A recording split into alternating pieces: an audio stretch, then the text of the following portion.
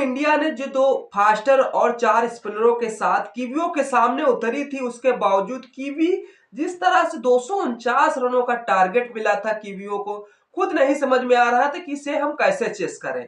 क्योंकि जिस तरह से न्यूजीलैंड अभी दो लगातार मुकाबले जीत के आई थी और बड़े बड़े टारगेट जीत के आई थी, क्योंकि 249 टीम इंडिया के सामने उसे हल्के लग रहे थे। क्योंकि और जिस तरह से फास्टर बॉलर के साथ हिसाब न्यूजीलैंड के प्लेयर अच्छा प्रदर्शन कर रहे थे, लेकिन न्यूजीलैंड को नहीं पता कि टीम इंडिया दो फास्टर चार स्पिनर के साथ इस ग्राउंड पे उतरी है, जो यूआई को टीम को जिस तरह से यूआई के पिचों को शायद अच्छी तरीके भांप चुकी है।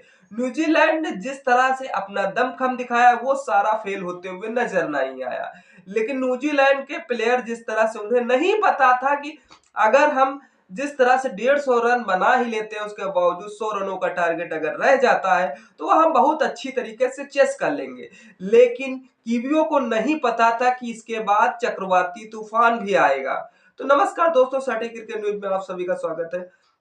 इंडिया वर्सेस न्यूजीलैंड का मुकाबला टीम इंडिया ने बहुत ही अच्छे तरीके से जीता, क्योंकि जिस तरह से वरुण चक्रवर्ती ने कमाल का प्रदर्शन किया है। वरुण चक्रवर्ती के लिए जिस तरह से यही 2021 था और यही होम ग्राउंड था, शायद वरुण चक्रवर्ती यहां ड्रॉप आउट कर दिए गए थे।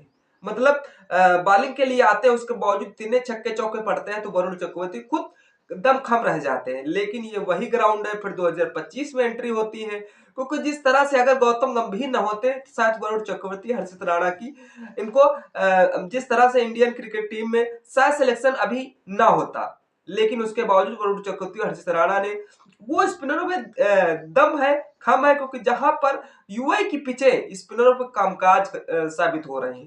क्योंकि जहां पर मोहम्मद शमी ने एक भी विकेट नहीं चटकाया, पिछले मैच में पाकिस्तान के खिलाफ एक भी विकेट नहीं चटकाया, मतलब फास्टर गेंदबाजों का शायद बोलबाला नहीं रहा है। उसके बावजूद जैसे ही पाकिस्तान के खिलाफ हार्दिक पांड्या ने पहला विकेट चटका के दिया था, और जिस तरह से न्यूजीलैंड के खिलाफ भी टीम के हार्दिक पांड्या ने ही पहला विकेट चटका के दिया। मतलब न्यूजीलैंड की टीम भी सोच रही होगी 104 रन पे एक विकेट था, और जैसे ही आगे बढ़ते हैं स्कोर के लिए, जैसे स्पिनरों का दबदबा आता है, तो वैसे ही स्पिनर शायद न्यूजीलैंड को समझा देते हैं कि शायद अभी चक्रवाती तूफान भी आना बाकी है।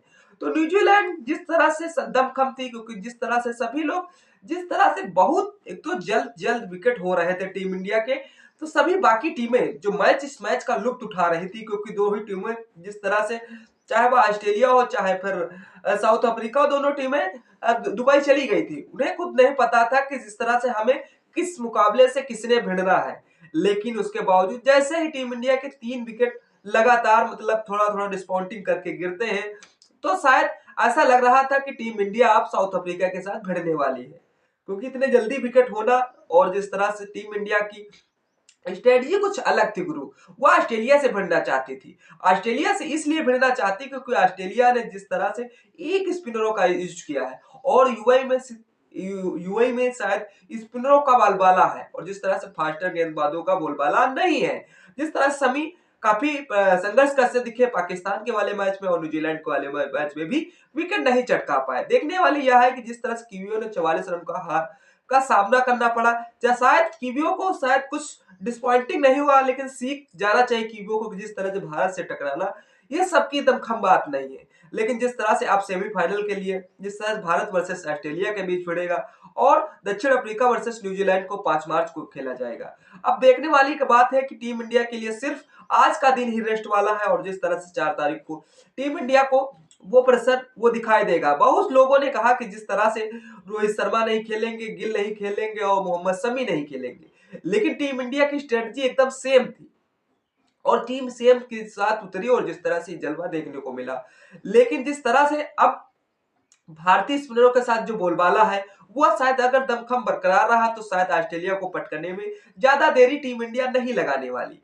गुरु, जिस तरह से हमारे वरुण चक्रवर्ती ने 5 विकेट चटकाए हैं, तो वरुण चक्रवर्ती के लिए वाकई में लाजवाब गेंदबाजी साबित हुई, क्योंकि जिस तरह से William Glenn Phillips, Michael Bracewell, Mitchell Santner और मैट हेनरी का अपना शिकार बनाया, वहीं कुलदीप यादव भी पीछे कहां हटने वाले।